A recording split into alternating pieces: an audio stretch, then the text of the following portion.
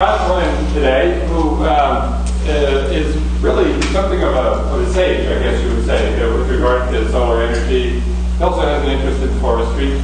And John's done a number of things, published a number of books on the topic. He also did a film about solar energy. Some of you may have seen it, with Alan Eager and Walter Cohn.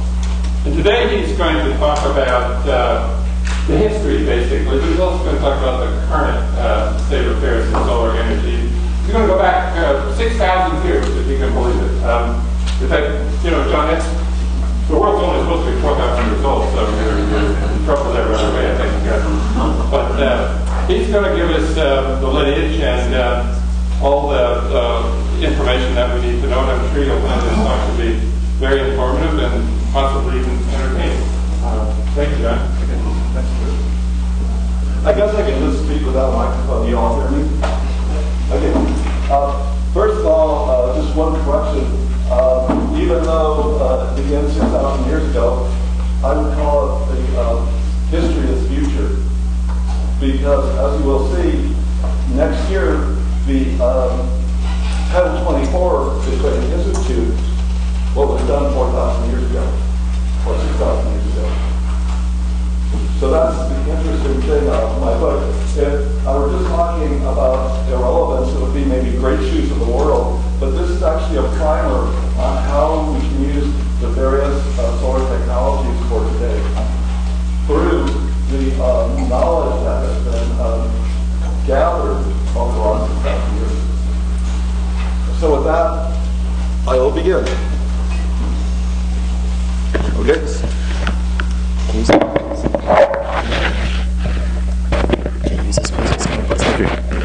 Oh, I have to use this for the video. Good. Okay. And this should move? Yeah, that should move. It's not moving. Oh. I turned it on. Oh. All right. Well, even more than 6,000 years ago, how do I get this? Yeah, unleash me. There we go. Okay. Well, the sun's course in relationship to the Earth has been the same for more than 6,000 years, as we realize, unless you believe that the Earth began 4,700 years ago. And actually, it's almost like a godlike idea that provides solar with great possibility, because in the wintertime, the sun in relationship to the Earth is always low in the sky, and during the summer, it's very high in the sky. So if we build our houses with overhangs, we can keep out the high summer sun, which we want to do, and we can allow the low summer sun to come into our buildings by just design.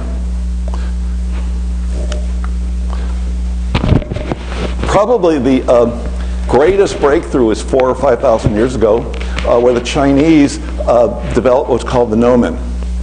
The gnomon is just a perpendicular stick that tells us by shadow where the sun is throughout the year. And the great historian of science, Thomas Kuhn, said this was the first calendar keeper and timekeeper.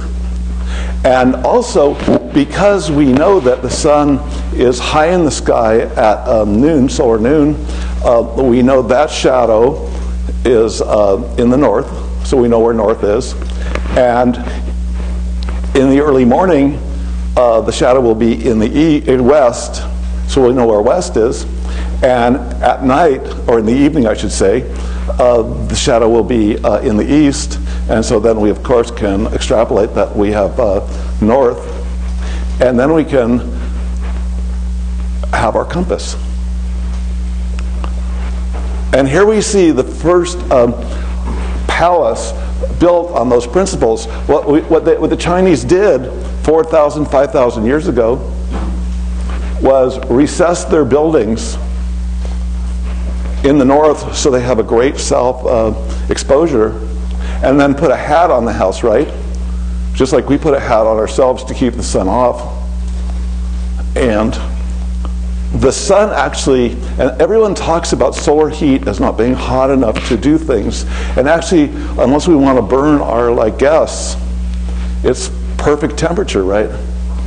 And how about nighttime? Well, people say, well, the sun doesn't shine at night, but we have all this material that we build the house with that will absorb the heat during the daytime, and as the house gets cooler, we'll radiate it into the house to keep us warm.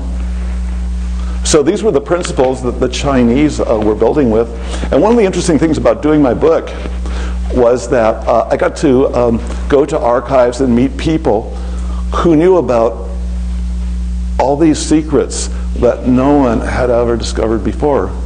And fortunately, I had this whole group of translators that I could find that would provide me with English translations that have never been done before. And this is how the book was done, was, you know, locating the archives. One example was that there's a group of Chinese doctor students, and their wives had nothing to do, but they had PhDs. And I asked them, well, was there any interest in solar building in China? And they just laughed in my face. They said, we learned how to tell time by the sun when we were in elementary school, you know, you idiot, you know. And a house that faces south in China, even today, gets 20 to 30% more price. And I said, well, how about in the past? And suddenly they came up with all these old manuscripts that all the Chinese are familiar with and that we in the West have no knowledge of, and provided me with the first chapter of my book on the beginning of the use of solar energy, and also the, as you will see, the classical Chinese house that existed up till about when the communists took over, and then they adopted the more Soviet-style architectures, as we know. And they built most of their cities as solar cities. All the, as we saw in the gnomon, we could tell where east and west was, and north and south, so we could design the streets so they run, the main avenues run east-west, allowing every house to get the sun in wintertime. In fact, a 16th century Portuguese visitor commented that Beijing was an all-solar city. And the word yang, Chancellor Yang, actually means sun. And it also became other adjectives like where the emperor looks towards his audience to get great knowledge, the warmth of knowledge, right? The Greeks also, we don't know whether it diffused from China or it was independently discovered, but they built similarly. As we can see here, we see these covered porches. So the low winter sun would come in while the high summer sun was kept off the building by the roof. And I don't know why this happens, but nobody would think of Socrates as a solar freak, right? And yet, in Xenophon, we have 3 pages that people have just passed over where he teaches all his students how to build a solar home, you know, with the orientation principle. And then archaeologists have found that every house over the last, over from about 500 BC to about 200 BC were built that way. And here we see the design, the typical design, all over Greece and in Western Turkey, where the Greeks also lived. Portico, which is a covered porch, and rooms facing onto it.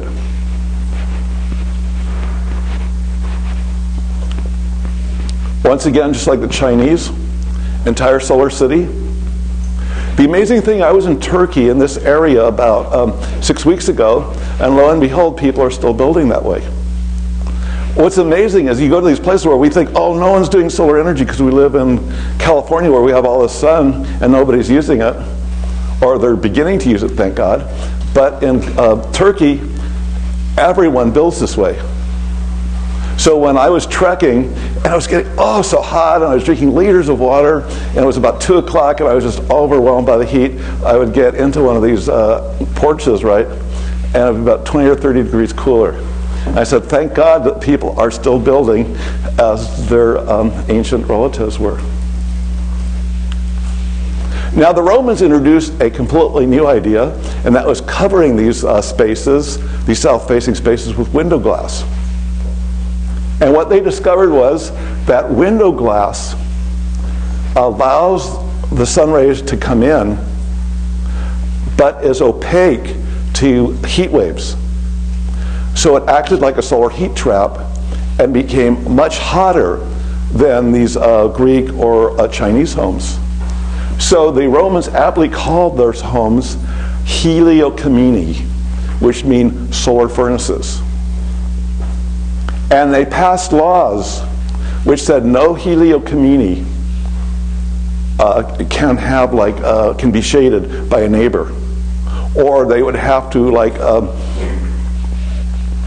compensate for all the wood that they had to burn to make up for the heat losses. This actually got written into the Justinian Code, which is used today in law schools. Now, what are these guys? Are these walks? The archaeologists asked. But why do they have handles on the surface? It turned out this is the oldest solar device found. It's called the yang sui, or solar igniter. Confucius told us that when the eldest son woke up in the morning, he had to put a yang sui onto his belt so he could light the family fire. And how did we find this out? Was these one really bright archaeologist decided to restore one of these guys. He restored it, shined it, focused it to a combustible. 15 seconds later, he had a huge fire. What was really interesting about the articles that I was given was even the Chinese librarian wasn't able to make out what the article said. So I had to get a metallurgical engineer from Taiwan to translate. And what they said was there were 30,000 molds found in one area dating to about 987 BC. So this was very common. And here we have, as one archaeologist said, probably one of the greatest inventions of our culture, the solar concentrator. Later, the Europeans took up the solar concentrator, and in the Renaissance, it became a favorite toy of every major scientist because they could dream that with that solar concentrator, they could destroy entire fleets. I always say that if solar could have been the greatest weapon, we would not be using oil, we would not be using nuclear, we would all be using solar. And of course, Leonardo couldn't be left out of the solar arena. He thought he would make his fortune as a solar entrepreneur. And he was going to design a 1.5 mile radius solar focusing mirror to heat all the water of Florence for the woolen industry and also for the swimming pools. So he killed two birds with one stone. People work hard with these the hot water, and then they can go swimming afterwards with the hot water too. Who's this guy in the sunglasses? He's not going out to the beach. He's Lavoisier, great French chemist, using the converse of the concave reflector, sort of like a huge magnifying glass, right? A convex glass, two convex glasses, able to combust, chemicals without any pollution. So this became a major tool for chemists. It also made solar as probably the most interesting science of this the 16th and 17th and 18th centuries, because science was spectacle back then. The bigger spectacle you could perform, the more famous you became. And so if you could burn, right? If you could vitrify glass, if you could melt metals, you were a headliner. And we see this in the journals of the time. They're very different than the journals of today. You know, he melted 3-pence coins, you know, and crowds would form and they'd love science. Now this was much more like simple, but actually much more interesting than all of the others. This was the idea of using glass to see how hot glass could trap solar heat if you insulated a box and had several glass covers. It was built in 1749.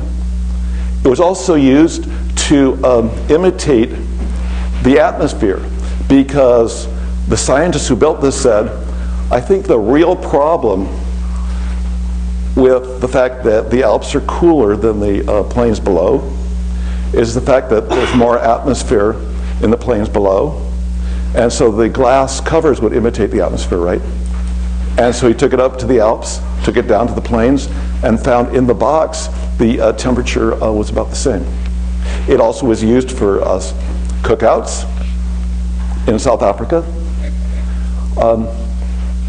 Even more interesting, in 1825, it was the model that Joseph Fourier used to show what happened when the atmosphere got too rigid. In other words, imitating global warming. So it's taken a long time, at least in this country, for us to accept the fact that too much carbon dioxide acts like a hot box.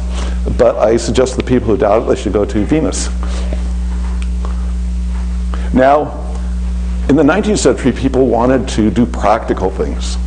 And here's the first solar steam engine, using both a concave mirror, and we have there the boiler that's protected by glass, right? Glass acting like a solar heat trap. The end result was in 1914, the first practical solar engine pumping water in Egypt.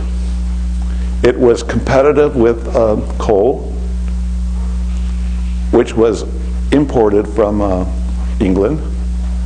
But something happened in 1914, I think you all know. And probably the misfortune was that the people who had invested in this were primarily Germans, not the winners, right? It's all about winners and losers. And also something happened in the Middle East during this period, and it was the discovery of oil. So this was forgotten for a while, but in the 1970s, the same technology is now being used to this day, once again, not to produce steam, but to produce steam to produce electricity. And we can see a plant like this in Daggett, California, for example, producing 380 megawatts. Also, the question was, how can we do what Archimedes did? You know, could we burn a fleet? Everyone said we couldn't do it, you know, because they all thought of using these concave mirrors. Comte de Buffon, an upstart, said, what if we focus 160 flat mirrors at the same object? And so this is one of them, all on hinges. It was at the Royal Gardens in April. They set a ship on fire. He became the leading scientist of the world. And the historian Gibbons said, what greater feat has ever been accomplished? Because Buffon set the fleet on fire in Paris, while Archimedes did it with the sun in Syracuse. If Buffon were in Syracuse, what wonders he would produce. So he gained international fame, and today we use the same technology, once again, to generate electricity. They're called power towers. But on a smaller scale, but actually producing more power than these big power plants, is solar water heating. Here we see the rudimentary type, you know, just a bare tank, right? Problem with the bare tank is like when we heat a hose, right? When the hose gets heated by the sun, you know, after the water shoots out for a while, right, it gets cold again. So here we see the first commercial solar water heater, the Climax solar water heater, utilizing one of nature's generous forces, developed in 1891. In 1892, if we could travel back, you could buy it for only $15. And you could have a solar water heater on your roof. So they used once again, the glass trapping principle to trap the heat inside. Black, of course, absorbs sunlight. White reflects. And you have hot water. And here we see in Hollywood, California, it's Vine and Coenga, a hotel using that technology. The only problem is you have the heating and the storage and the collecting in the same unit. So at night it would cool down, right? So in 1909, a inventor decided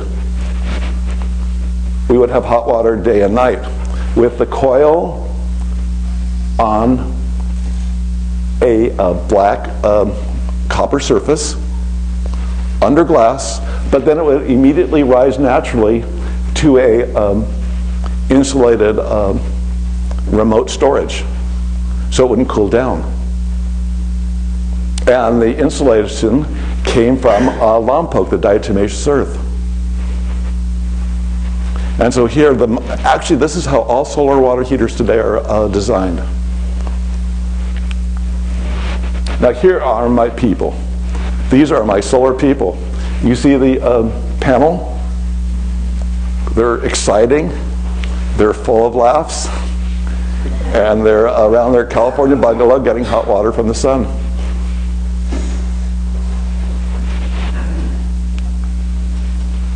Now this teaches, the reason why I show this is an interesting little parable. The Army, before they got into, or the military, before they got into planes, they would drop bombs from balloons in World War I. So this is balloon school where people learn how to fly balloons. And they heated 1,350 gallons of hot water per day. So they wrote to the Department of War. Now we call it the Department of Defense because we're really into euphemisms, right? And they got this letter back, even though this worked perfectly day after day. That heating water with the sun, they wrote back, is about as practical as getting gold from goldfish. And that, if anything, any lesson you come from my lecture is for some reason this weird notion that solar energy just doesn't work. Even though it works. And people testify that it works. This is what stopped the industry in California. But solar energy did not die. It just migrated to Florida. Here we see during the 20s and 30s, mass production. It went to Israel. Same basic design, but like customized for the country where it was installed.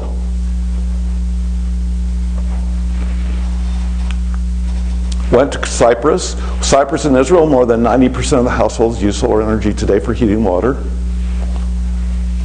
China, you have like 60 million solar water heaters. Actually, the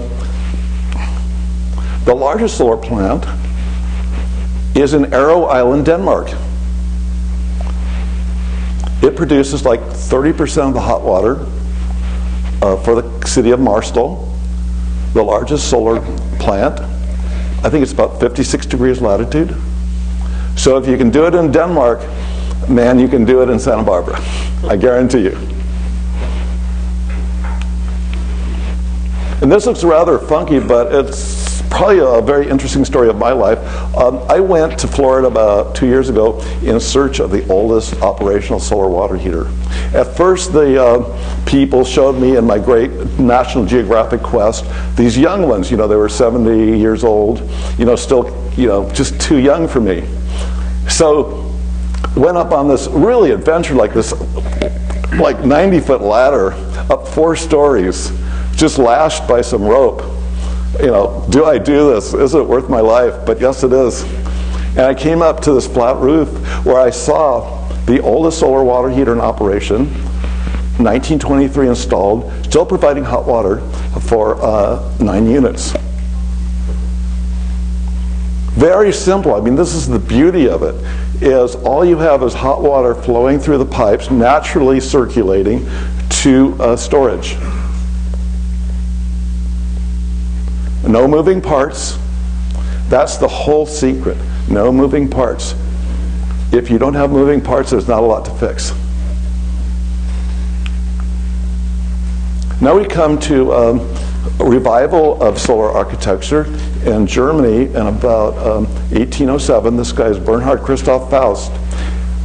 He lived in the solar house that I got to visit. It was really, once again, my life has always been serendipitous. I went to the city to find archival information on his work, and it turned out when I went to the tourist office, they turned me on to this hotel, and the hotel owner actually lived in the solar house that was built in 1649 and occupied by Faust in the beginning of the 19th century. Now, he lived in that house for 20 years, and suddenly he came up to this great idea. He said, greater than the Bible, greater than God, is face your house south.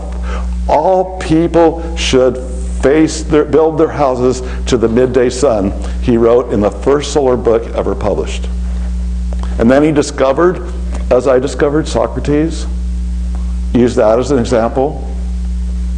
He got in correspondence with the Bavarian king, who thought his ideas were great. You know, this was the time of the Enlightenment, where government, this is a crazy idea, I know, but they believed that government was instituted to make lives better for people. And the one way of making lives better was to build solar houses so people, poor people, could move by latitude by using the sun. So the rich people, you know, they went to Italy to avoid the cold winters, and the poor people, as they built solar, they could move in their homes through this technology in the same way. And also, what's amazing reading his book, I didn't read the book, I got it translated and then read his book, was that he talked about each solar moment means one less tree to be cut down for heating, meant one less, you know, cold shipment. And the end result was what he called the Sonnenstadt, or solar city. Once again, reviving the Chinese idea, reviving the Greek idea, and not knowing it. Because none of these digs had happened then. Happened hundreds of years later. And finally, his idea was realized in Chaux de Fonds, where we have today a complete solar city. It's a United Nations heritage site. And they write that the reason they chose it was because of its solar aspect of all its buildings. And the reason they chose Faust's plan was to make the lives better for the working people who had to work inside making watches. Unfortunately, most of Europe did not have that idea in mind. We have what's called liberal economics, where you make as much money as you can without considering, you know, how people survive. And so we have these, you know, famous slums of London, famous slums of Manchester, which really was the beginning of Marxism, because Engels, who financed Marx, saw these houses and knew that capitalism was horrid, but it also stimulated architects to say, without revolution, using solar energy, we could improve the plight through functionalism of the workers. And here we see the trade union training building in Bernau by Berlin. That was designed so every dormitory faces southwest. I actually got to spend 3 days here. It was wonderful, you know, the sun coming in when you wanted it, stored in it, and been working ever since. It'll probably work for the next, just like the house in 1649 that my hotel host told me still worked. This house still works too today. It's a long-lasting technology. What happened was solar architecture spread through Europe. But once again, the timing was bad. It was 1936, 1937, and 1938. About 1936, Hitler decided that this type of architecture, solar architecture, was Judaic. And nobody in Germany wanted to be doing Judaic stuff. Not good. So most of the architects fled to all places. Chicago, where the American solar housing architectural movement started to take off. And here's the man, the sun is his furnace, George Fred Keck, who designed over 1,000 solar homes in the Chicago area in the 1930s and 1940s. You can all read that, how popular it became. Once again, all of this is done. You can't go to Google for this. It's all done in. You have to go to these archives that are like, only like, people who are willing to spend hour after hour going through folder after folder, and then suddenly you come up with this nugget, right? Like this, for example, or like this. There's the baby boomer, and there's the happy American parents, and there's their solar home. Just come back from the war, wanting new architecture, and solar was the way. And there's their first progeny who's now, sapping our Social Security.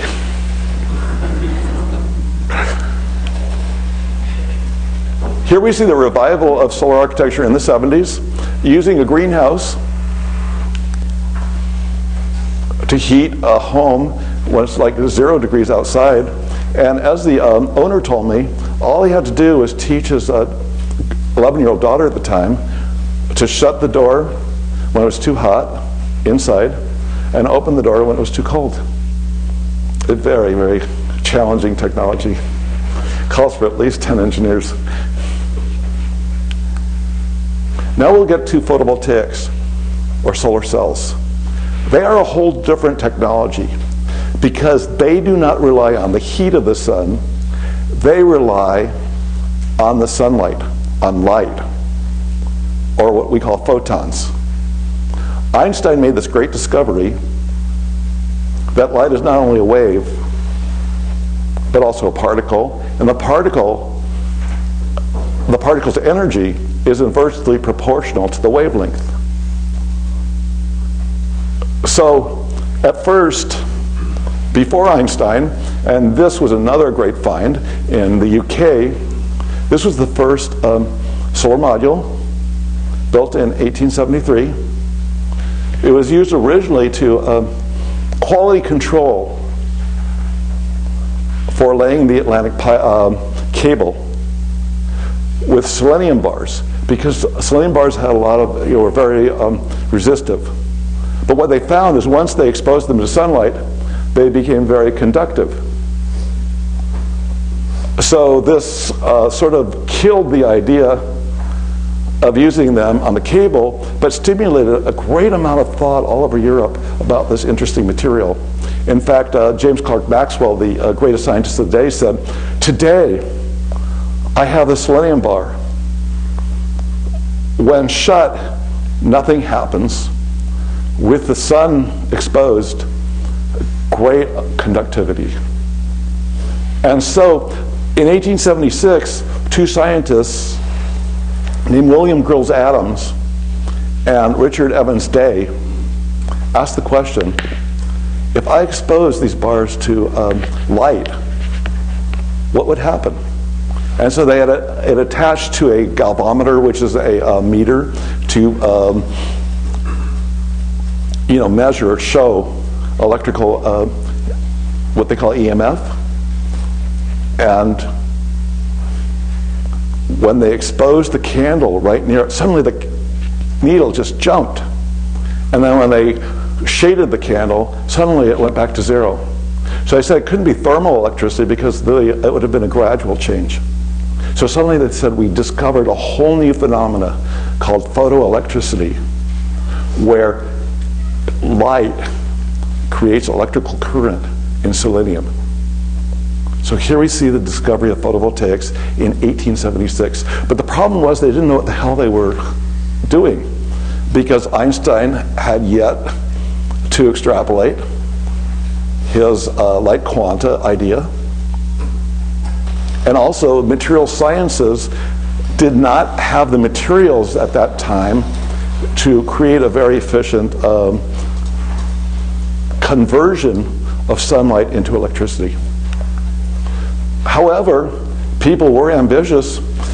Here we see the first array built in 1884 in New York, grid-tied.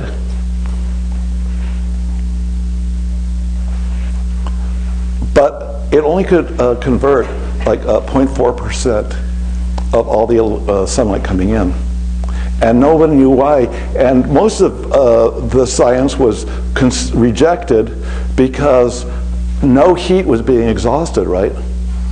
And so it seemed to violate thermodynamics, which was the mainstay of science at the day.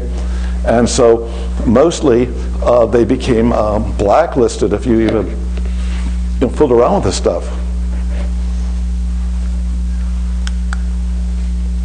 So it took a number of years, 80 years to be exact, for them to come up with a new material called silicon. Now silicon by itself is a semiconductor which does very little in its own right. But if you introduce very meticulously certain contaminants, it becomes a great conductor and a great generator of electricity. And in 1952, they developed the silicon transistor in that way. And here we see the three inventors of the guy on the right, for example, on my right at least, when I look at it, he actually learned how to diffuse meticulously contaminants in the silicon to develop this great semiconductor industry that's changing our world today. And nobody knows his name. His name is Calvin Fuller.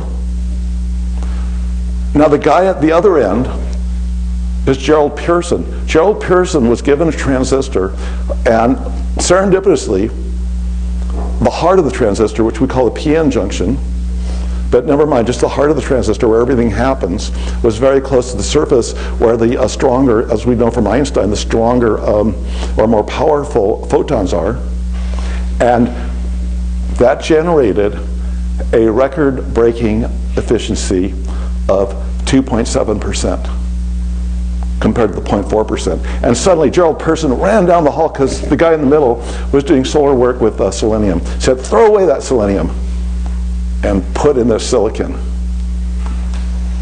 And so then by hook and crook, because this is a whole new world. It was like Columbus, leaving the side of land. No one knew how to do any of this work before.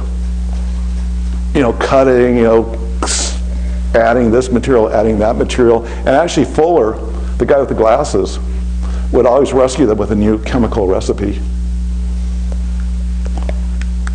The end was the modern solar cell in 1953 and 1954.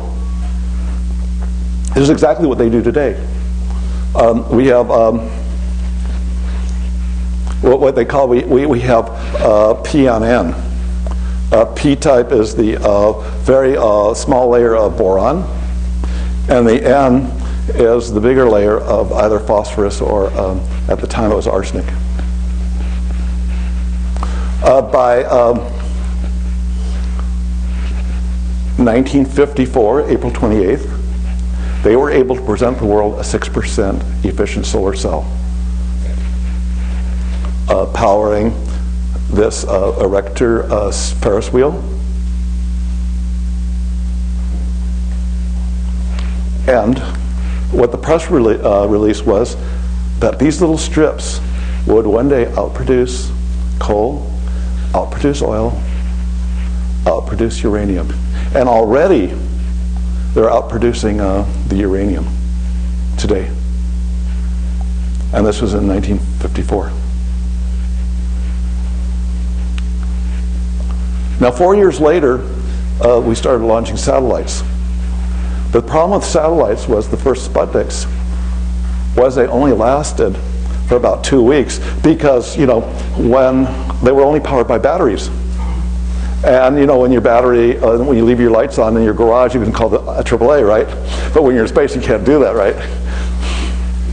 And so the first two Sputniks, these guys were, had multiple millions of dollars of equipment that went dead in 2 or 3 weeks. So, as you know, the American space program kind of lagged. And so we tried to launch these very small, as you can see, satellites with nothing in them except for telemetering. So a solar freak said, why don't you just try these solar cells? Because you have you have less weight than you were going to use. Launch, and these other satellites aren't working anyway. Try it. And so the Navy grumbled. I actually did the research in the National Archives on this whole thing. And, they just grumble, can't do it, we only use batteries. And finally said, well, listen, nothing's lost because, we have the weight for the launch.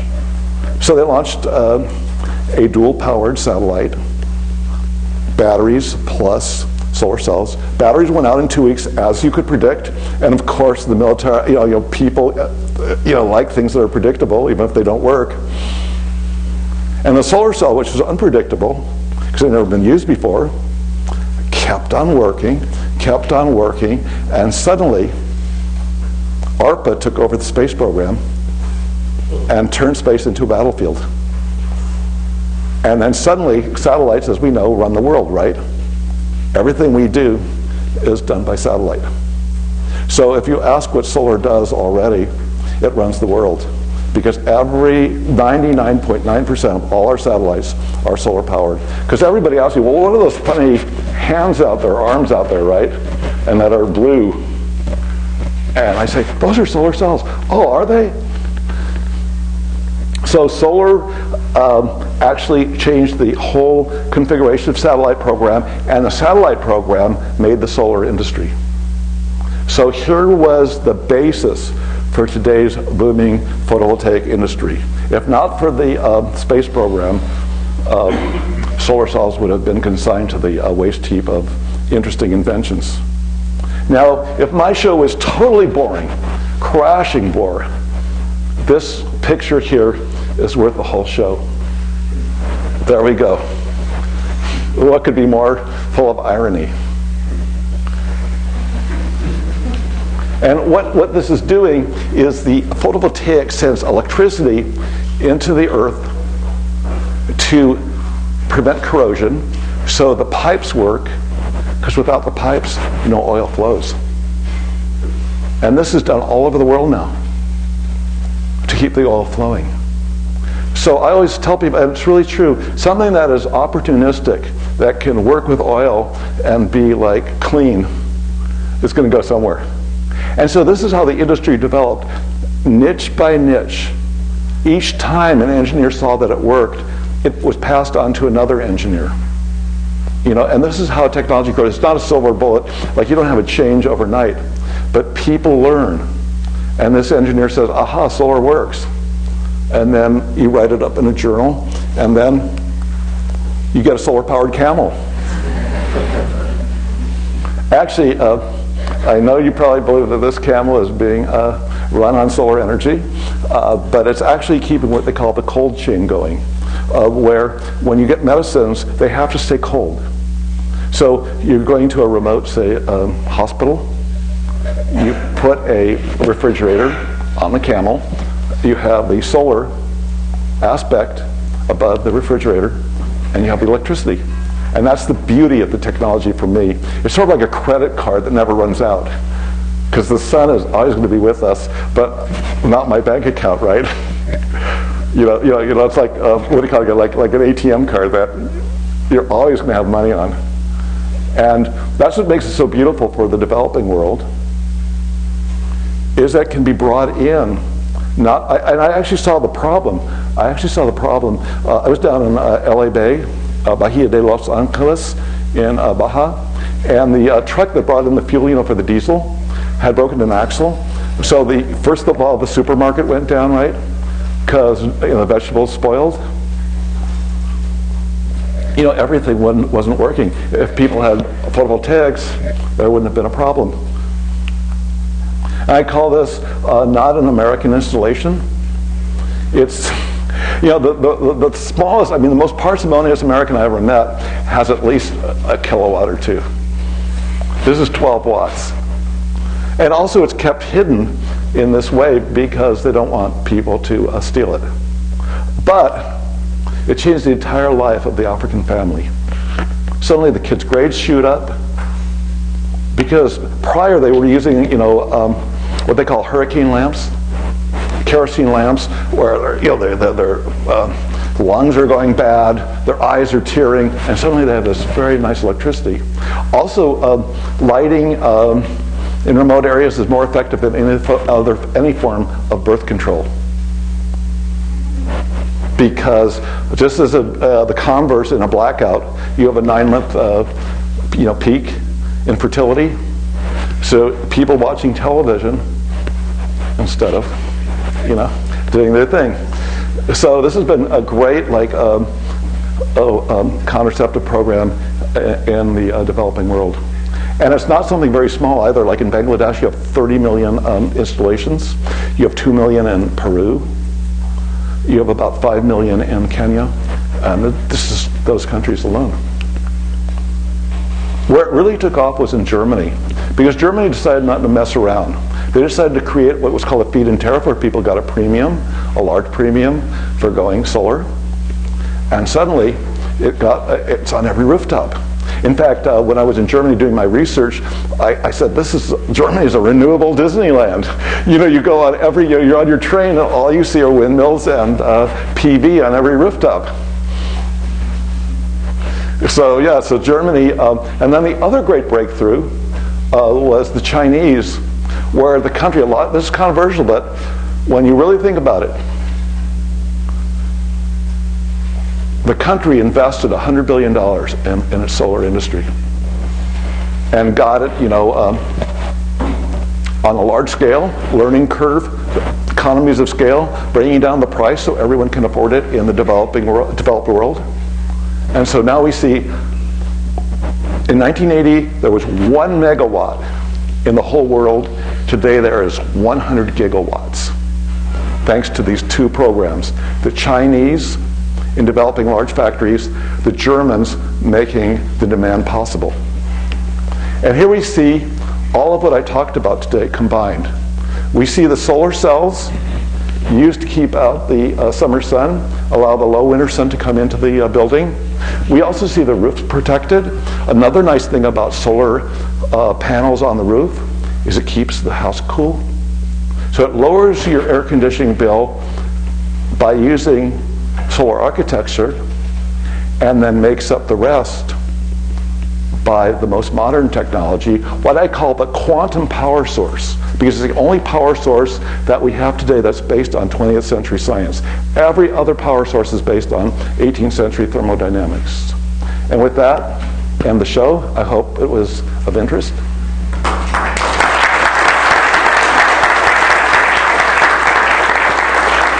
And anybody who wants a book can come up and buy one, and I'll sign it. And it's all based on this. The show is based on this. And thank you for coming. Let's take some questions from the audience. Questions? I'd love to answer questions. I got one for you. Otto. You mentioned the ancient Chinese, How about the ancient Egyptians? Did they do anything? Yeah, they were more concerned about cooling. So what they did is they used the same type of street structure, but they faced their buildings to the north. They also did the same thing in Babylon, but they were more interested in cooling was the issue. So it all depends. It's like Vitruvius said. You build for your climate.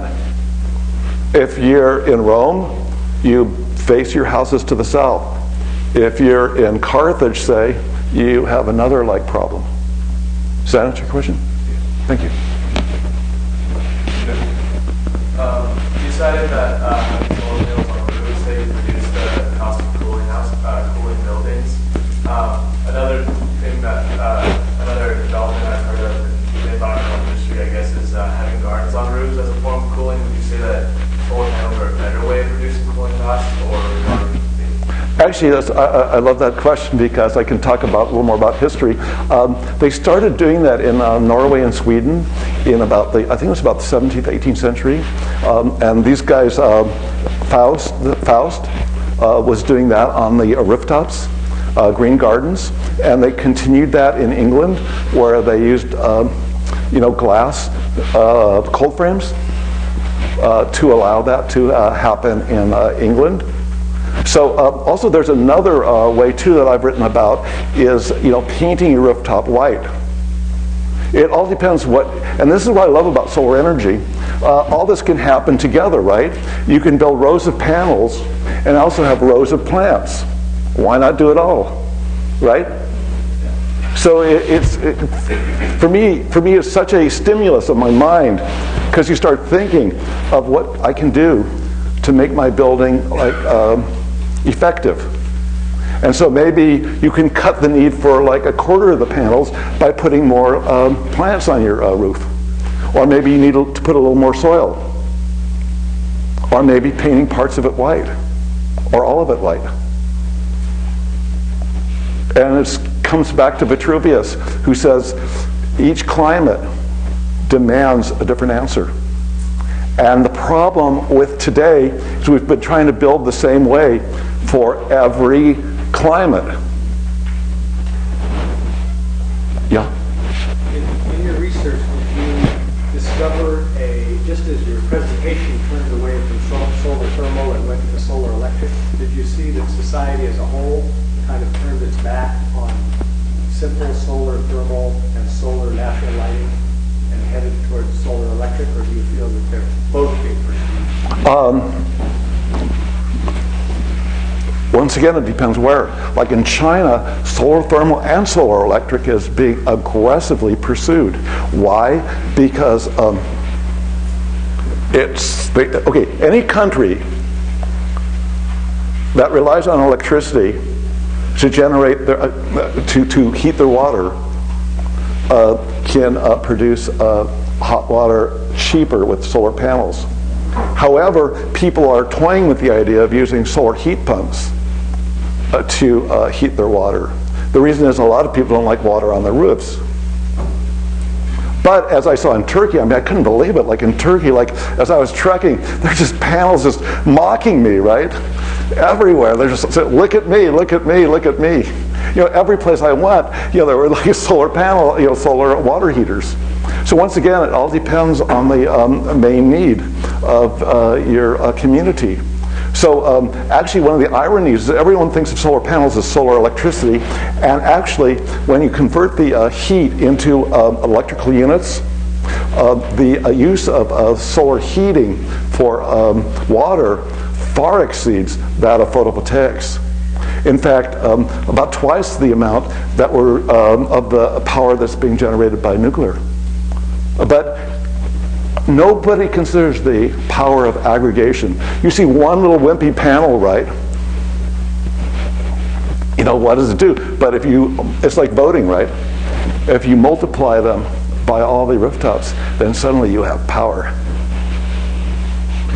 John, is there a history to solar lighting also? This question brought to mind the fact that a number of contemporary architects are doing some very interesting things in providing diffusers in a way to bring light into buildings so that the sun is doing a lot of the lighting as well as other, providing electricity and thermal energy. Is there any history to that? Did you trace that at all, going back to? I love these. I've actually planted these people in my audience to get me onto these subjects. Yes. Like for example, in the 1930s in Chicago, one of the things they talked about was even if it wasn't heating the house, these south-facing houses, it was actually keeping the lights off all day. And they said, if you consider, see, the architectural magazines were only considering the heating bill. They said if you considered the lighting bill too, you would find even a larger savings. So yeah, all the time. I mean, in Roman time too, they were very concerned about, once again, they were using fuel to light, and they preferred it free. So yeah, it was a question, the whole idea of fire has been with us for thousands, tens of thousands of years. And if you don't have to use fire, and you could do it with that big fireball up there. In fact, that's what they said, was because they were catching fire, with those mirrors, that therefore they're catching the fire from the sun. So, and did Leonardo ever build this mile-wide? Ah, there you go. That's what Michelangelo always asked him. You're Michelangelo and I'm Leonardo. Leonardo would walk up, and Michelangelo here would say, those are nice drawings, Leonardo, but what have you built? So he didn't build it. More questions in the back. What is the relationship between solar energy and solar heat and the creation of a hydrogen economy? We could separate hydrogen from water, and use it as a powerful source for transportation or for running other generators. I mean, the Army's just agreed to buy power from ocean thermal plants in the Marshall Islands and large solar collectors in the ocean. And ocean thermal is something that's been controversial. I'm very interested in it. And it seems like we're going to need hydrogen in some ways to make things turn and burn and go fast without causing carbon. Yeah. I mean, like I say, as King Solomon said, which means there's nothing new under the sun. Let's do them all. We have such a need for energy in the world, right?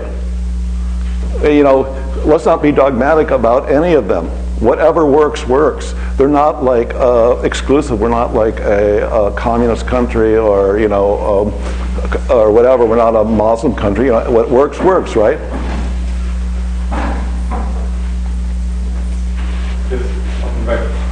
You alluded to a connection between Title 24 and the Chinese. Over time, is there any plot of defense or military and government intervention, lead-in tariffs, or were there inflection points when those caused a push, or is it too consistent in history? Well, do you all want to hear about some interesting policy? Okay, probably the most fascinating discoveries I made was that, for example, during the Nixon administration, they began the first energy policy, right? And it was done by Dixie Lee Ray, who is the chairwoman of the Atomic Energy Commission. And so, of course, all the money was allotted to nuclear power and oil, and very little was allotted to solar. And Barry Commoner, who was a big solar guy at the time, said, I heard about this sub-panel 9 done by the National Science Foundation that urged the government to put in money to photovoltaics, and by 2000 we would have 10% of our electricity generated by the sun. And the Nixon administration said, no, that never existed, right? And I call that Solargate because I found this big volume. I have it at home. If you want to come to my apartment, I know my apartment's not super clean, but if you will put up with that, I can show you. I have one of the 2 copies of sub-panel 9 from the National Science Foundation that says exactly that. And what it also said, if you don't put money in, nothing will happen. And perversely, that's what the Nixon administration did.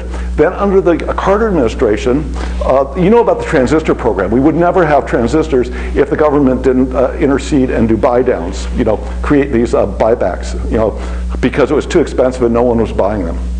So the Federal Energy Administration said, Let's do the same thing for PV. There's a lot of needs by the Defense Department where the energy costs much more than photovoltaics would at that time. It would actually save the taxpayers, billions. And then it would create the learning curve and economies of scale and save money. But the Carter administration, because remember, Carter was a nuclear engineer, and he vetoed that.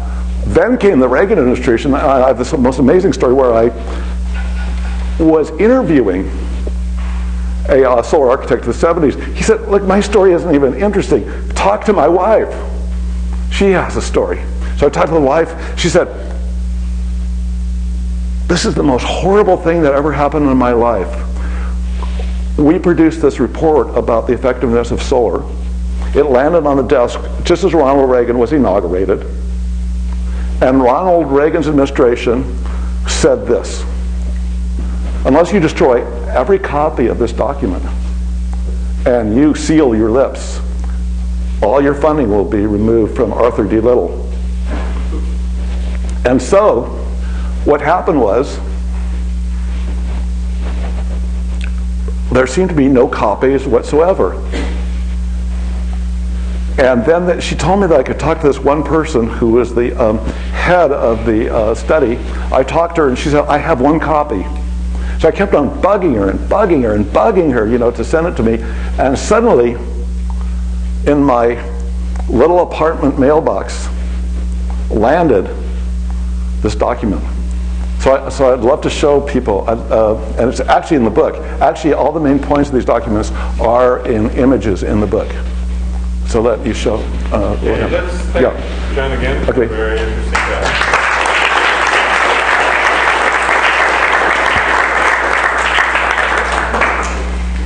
And if you want to get copies, I'm here.